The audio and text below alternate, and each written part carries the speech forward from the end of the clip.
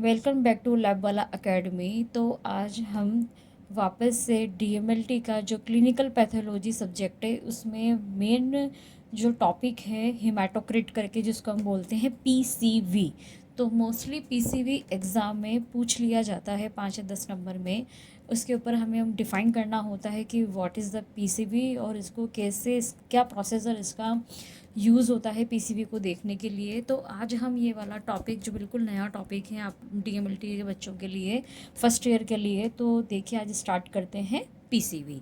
तो what is the PCB? तो PCB में आपको पहले डायग्राम से समझा देती हूँ, हम नोट्स बाद में पढ़ेंगे। आप यहाँ पे देखेंगे कि ये वाली जैसे कि ब्लड है ट्यूब के अंदर, ये पूरी जो ट्यूब है ब्लड से भरी हुई है।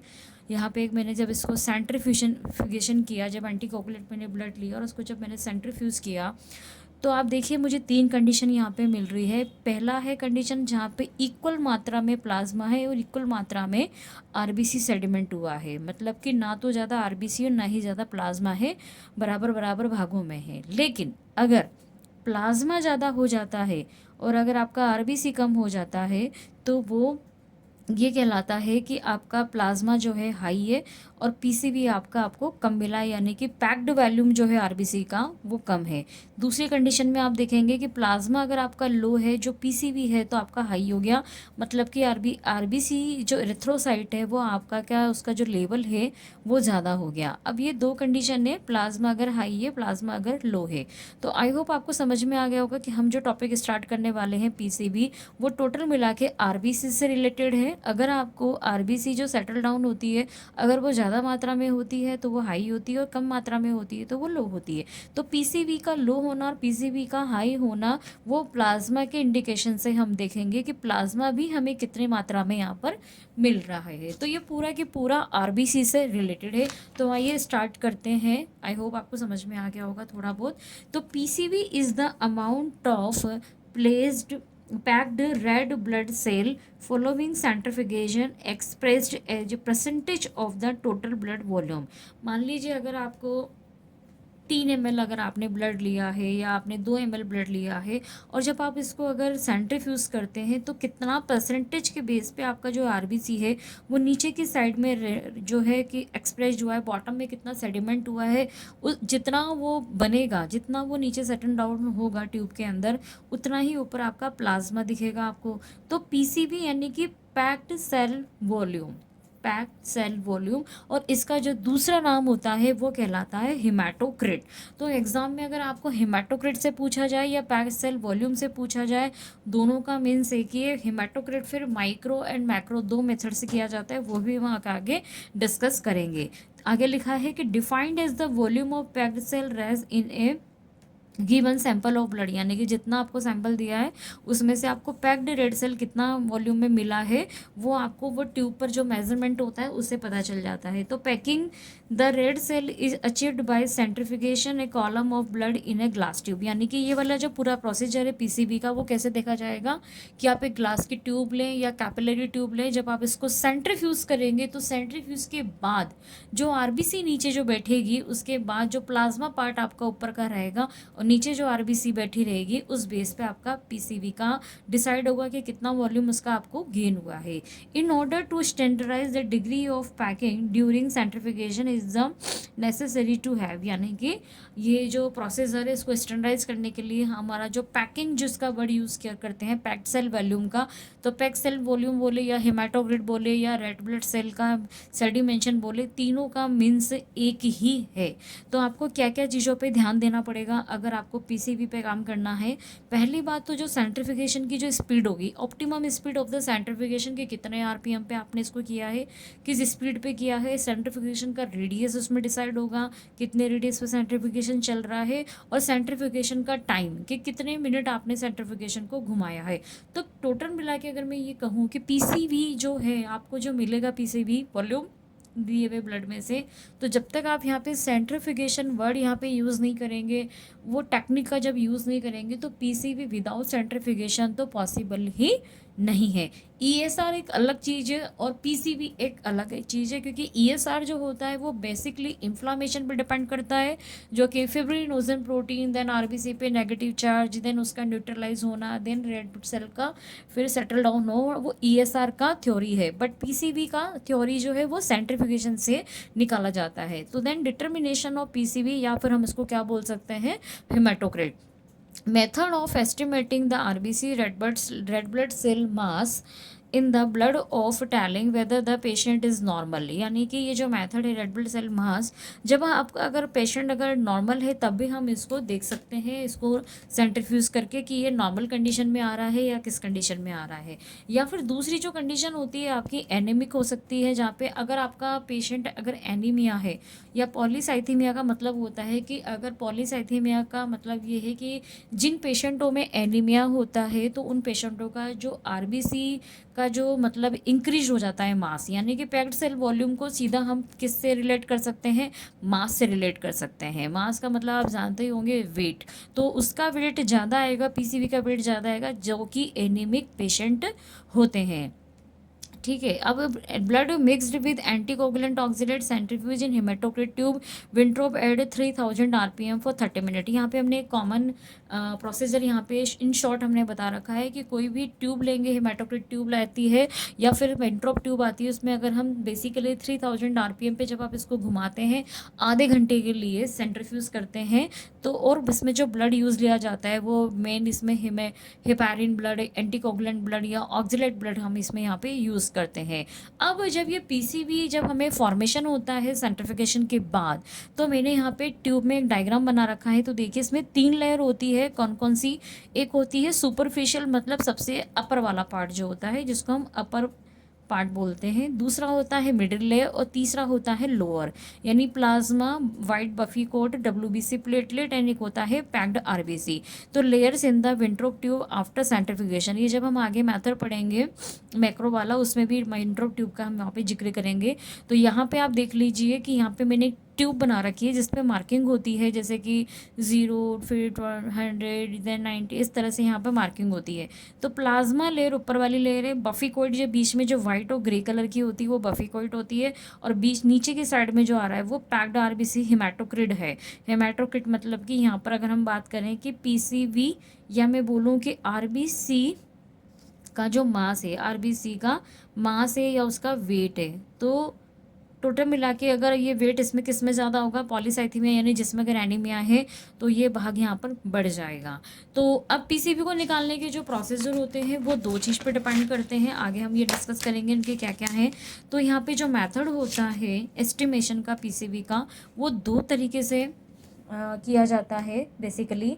तो बेसिकली मैं यहाँ पे डिफाइन करूँगी आपको दोनों प्रोसीजर, आपको पूरे यहाँ पे नोट्स भी आपको यहाँ पर मिलेंगे रिटर्न के अंदर।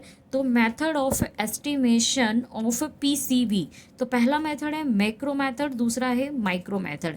ये मैक्रो और माइक्रो क्या है, जब आप दोनों मेथड पढ़ लेंगे, जब हम इनके बीच में डिफरेंस का डिस्कस करेंगे तब आपको क्लियर हो जाएगा कि यहाँ पे मैक्रो और माइक्रो वर्ड का क्या मीन्स है। अभी शुरू में हम पहले मैक्रो मेथड देखेंगे, देन माइक्रो देखेंगे, देन दोनों के बीच में डिफरेंस देखेंगे।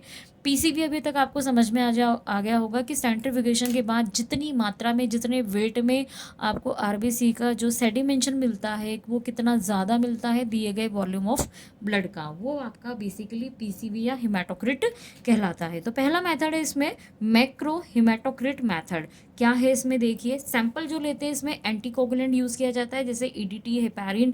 ईडीटी पर्पल वाइल होती है, हेपारिन आपकी ग्रीन टॉप वाइल होती है, या फिर ऑक्सिलेट ब्लड लेते हैं। प्रिंसिपल क्या है मैक्रो का, कि वैन जब एंटीकोगुलेंट ब्लड को सेंट्रीफ्यूज किया जाता है हेमाटोक्रिट ट्यूब में, हाई स्पीड पे किया जाता है, तो erythrocyte sediment at the bottom, तो जो आरबीसी होती है वो बॉटम पे आ जाती है। The red cell column is called packed cell volume. तो जो रेड सेल वाला पार्ट होता है, आरबीसी वाला पार्ट होता है, उसको बेसिकली हम पीसीबी के नाम से या फिर हेमाटोक्रिट के नाम से जानते हैं। आपको कंफ्यूज नहीं होना है, अगर एग्जाम में हेमाटोक्रिट पूछ लिया जाए या पीसीबी पूछ लिया जाए तो आपको दोनों ही चीज़ें मतलब सेम होती है।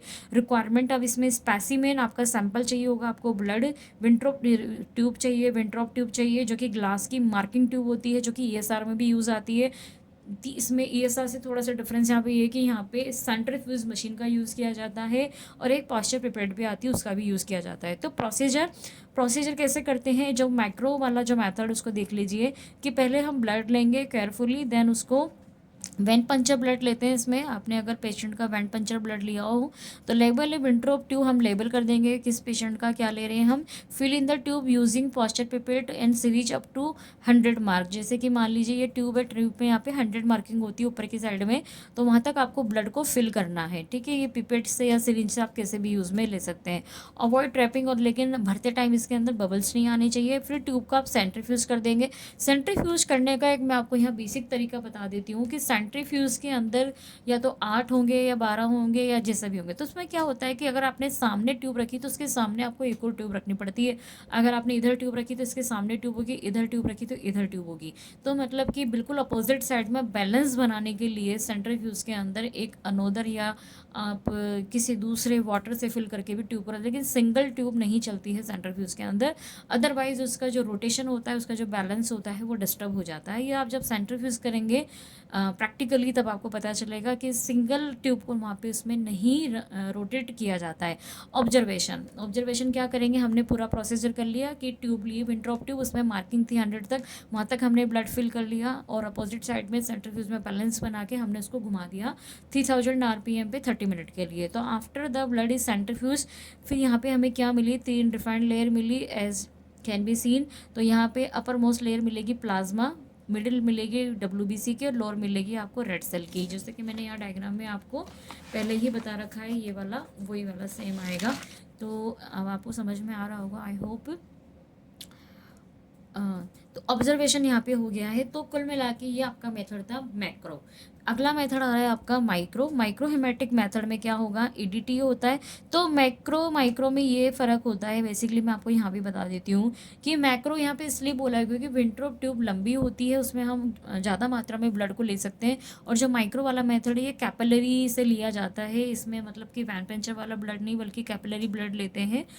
कभी कभी पेशेंट का जब कैपिलरी ब्लड लिया जाता है तो ये मतलब कि ये छोटा साइज आता है वॉल्यूम का ब्लड का, और इसमें थोड़ा हमें ज़्यादा मात्रा में मिलता है। बस यही डिफरेंस है, क्योंकि यहाँ पे जो हमने ट्यूब ली है तो यहाँ विंट्रॉप लिए, यहाँ कैपिलरी लिए, तो कैपिलरी में कम ब्लड आता है, इसमें ज़्यादा आ सकता है।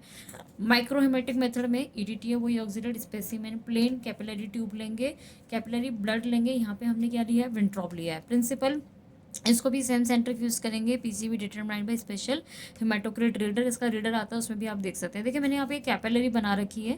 कैपिलरी को भी सेंट्रीफ्यूज करने के बाद कैपिलरी ट्यूब में क्या होता है ना, नीचे के साइड में ही देखो, अगर ये कैपिलरी के बाद जब कैपिलरी में ब्लड भरने के बाद जब सेंट्रीफ्यूज हो चुकी है कैपिलरी, तो ये उसके बाद का डायग्राम है। तो देखिए यहाँ पे प्लाज्मा है, यहाँ पे बीच में बफिकॉइड भी बन जाता है, यहाँ पे एक बफिकॉइड टाइप से भी बन जाएगा। और यहाँ पर एक ये जो वाला पार्ट है वो आपका PCV का पार्ट है, PCV का पार्ट है। और यहाँ पे ये जो रेड मार्किंग है, यानी कि आपको यहीं तक ही ब्लड को फिल करना होता है शुरू में। और कैप विथ क्ले, यानी कि हम इसको सील कर लेते हैं कैपिलरी को साइड से। Place with cap and forward outside of centrifuge, यानी कि यहाँ तक ही आपको सेंट्रीफ्यूज के अंदर वो जो जाएगी कैपिलरी वो यहीं तक ही जाएगी, इसका मार्किंग होता है। तो आइए देखते हैं रिक्वायरमेंट। इसमें हेमाटोक्रिट चाहिए, centrifuge reader, capillary haematocrit and soft wax and modelling clay, यानी कि जो सॉफ्ट वैक्स होती है, मोम टाइप की जो चीज़ चाहिए होती है, वो दोनों की साइड से उसको अच्छे से उसको मुंह उसका बंद कर देते हैं। PCV ऑफ होल ब्लड, यानी कि आपने पूरा ब्लड लेके जब इसको सेंट्रीफ्यूज किया तो कैपिलरी ट्यूब आफ्टर सेंट्रीफिकेशन का ये डायग्राम है कि किस तरह से आपको कैपिलरी में PCV दिखेगी। तो ये बेसिकली ये वाला जो पार्ट है डार्क कलर का, ये आपका रेड सेल वाला पार्ट है। द हेमाटोक्रिट में also refer to as a packed cell volume which expressed as a percentage of blood as the volume occupied by erythrocyte is a given volume of blood. यानी कि जो haematocrit होता है वो क्या कहलाता है, PCV ही कहलाता है। कैसे एक्सप्रेस करते हैं इसको, परसेंटेज बेस पे करते हैं। और जितना टोटल मात्रा में आपको अगर 3 ml ब्लड दिया है, 2 ml अगर आपने ब्लड लिया है, 1 ml ब्लड लिया है, तो उसका कितना परसेंटेज पार्ट PCV आपको मिला है, वो चीज़ आपका PCV कहलाता है। आगे देखिए इसका जो प्रोसीजर है, तो प्रोसीजर में क्या दे रखा है यहाँ पर, प्रोसीजर जो कि आपका माइक्रोहेमेटिक का है कि draw the sample into a appropriate capillary tube, फिर fill in the tube about 2-3 length, यानी जो भी कैपिलरी की ट्यूब होती है इसको आप 2/3 आप उसका ब्लड भरेंगे, सील कर लेंगे दोनों एंड्स ट्यूब के, देन वैक्स या फिर क्ले से, then plug to depth of about 1 centimetre, यानी कि 1 सेंटीमीटर की इसकी वहाँ तक उसको उसका पूरा मुंह उसका बंद करना है। Place the tube with another similar on the, ये सेंट्रीफ्यूज में बता रखा है मैंने कि अपोजिट के, जैसे मैंने आपको स्टार्टिंग में भी बताया था विंट्रोप ट्यूब में, तो सेम सेंट्रीफ्यूज में क्या करना होगा आपको, अपोजिट साइड में सेम ट्यूब रखनी होगी and then close centrifuge corner and centrifuge tube and high speed. यहाँ पे हम 1500 आरपीएम हमने 5 मिनट लिया है, वहाँ पे हमने 3000 आरपीएम 30 मिनट लिया था। तो ऑब्जर्वेशन क्या करेंगे आपको पता चलेगा, वहाँ पे भी सेम वही 3 लेयर आपको मिलती है, प्लाज्मा, वाइटिश एंड कॉलम जो रेड सेल नीचे वाला है, बफी गॉड बीच वाला और ऊपर वाला प्लाज्मा। तो ये आपका माइक्रो मेथड है, वो आपका मैक्रो मेथड है। देखिए डिफरेंस क्या होता है बिटवीन मैक्रो और माइक्रो में। The main difference is the between micro haematocrit यानी कि मैक्रो हेमाटोक्रिट यानी macro PCB use as a layer Wintrobe tube collecting more blood via vein puncture. तो क्या है, विंट्रोप ट्यूब ने हमने ज़्यादा ब्लड ले रखा है वेन्यू पंचर से, मे हैव हायर रीडिंग, तो हमें यहाँ पे जो पीसीबी मिलेगा वो हायर मात्रा में मिलेगा। प्लाज्मा इन कंट्रास्ट और प्लाज्मा भी हमें ज़्यादा मिलेगा। लेकिन माइक्रोहेमेटिक में क्या होता है, क्योंकि हम यहाँ पर कैपिलरी लेते हैं, कैपिलरी ट्यूब लेते हैं, तो यहाँ पे हमें स्मॉल नंबर पे ब्लड ही मिल पाता है पेशेंट से, ऑफन फ्रॉम फिंगर प्रिक, क्योंकि ये जो कैपिलरी जो ब्लड लिया जाता है वो वैन पंचर से ना होकर फिंगर प्रिक से किया जाता है। जैसे आपने फिंगर पे प्रिक किया, यहाँ पे ब्लड निकला, देन वहाँ पे कैपिलरी ट्यूब रख के वो कैपिलरी अपने आप शक कर लेती है, तो ये कम ले पाते हैं, जबकि विंट्रोप ट्यूब में आप सिरिंज से भर सकते हैं। बस दोनों में यही मेन डिफरेंस है। देखिए फिर मैंने यहाँ पे फाइनली समझा रखा है कि पीसीबी क्या होता है। अगर प्लाज्मा का पार्ट ज़्यादा है, हाई है, तो पीसीबी क्या हो जाएगा, लो हो जाएगा। प्लाज्मा अगर आपका लो है, ये लो है, तो आपका पीसीबी हाई हो गया। तो यानी कि ये दोनों एक दूसरे के बिल्कुल अपोजिट होते हैं। अब प्लाज्मा अगर आपको ज़्यादा मिल रहा है तो रेड सेल कम मिलेगी, और अगर आपको प्लाज्मा कम मिल रहा है तो आपको पीसीबी ज़्यादा मिलेगा। यही पूरा पीसीबी का टॉपिक यहाँ पर एंड हो जाता है। आई होप ये नया जो टॉपिक है क्लिनिकल पैथोलॉजी का पीसीबी, ये आपका हेमेटोलॉजी में भी काम आएगा और आपके इसमें क्लिनिकल पैथ में भी काम आएगा, मोस्टली ये डीएमएलटी के फर्स्ट ईयर के बच्चों के लिए। अगर आपको ये टॉपिक अच्छे से समझ में आया हो तो प्लीज़ आप मेरे चैनल को लाइक एंड शेयर करें अच्छे से सभी बच्चों को, और इसको अच्छे से ज़्यादा सब्सक्राइब करें। तो थैंक यू, आज के वीडियो में इतना ही।